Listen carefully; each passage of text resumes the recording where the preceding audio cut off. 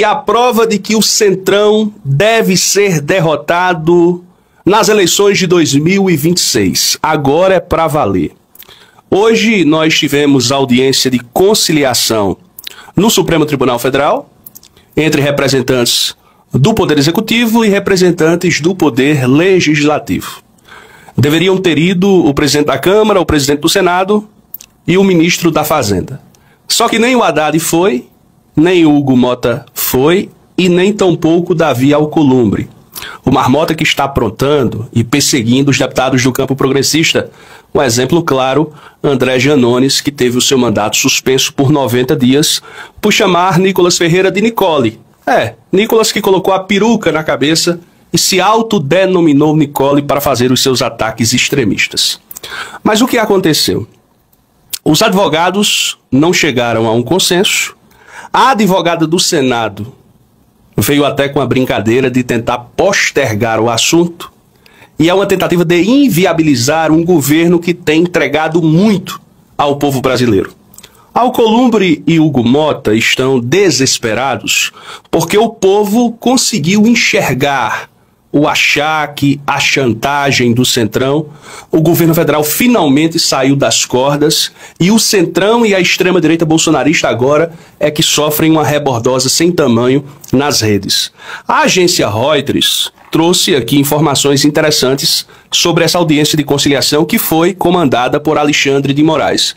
O caso agora vai a plenário. É o Supremo Tribunal Federal que decidirá. Se a Constituição Federal prevalecer, e eu acredito que prevalecerá, o decreto do presidente da República, Lula, será mantido. E o PDL, que foi lançado pela Câmara, será derrubado. Haja vista que é um PDL rigorosamente inconstitucional. O tal projeto de decreto legislativo.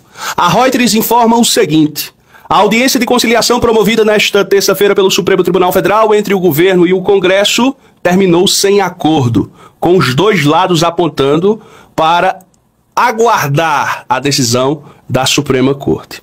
Na reunião, representantes da Câmara, do Senado e do Executivo entenderam que a decisão judicial seria o melhor caminho. Abro aspas. O ministro relator indagou se seriam possíveis concessões recíprocas que pudessem resultar na conciliação. Os presentes disseram que, apesar da importância do diálogo e da iniciativa dessa audiência, preferiam aguardar decisão da Suprema Corte. É até louvável o ministro relator chamar para a mesa de discussão, mas aqui é o seguinte: se o Lula abrir concessão, se o Lula abrir de mão do seu direito, nesse caso, eu parafraseio ele próprio. Ele não governa o país. Qual é a função do legislativo?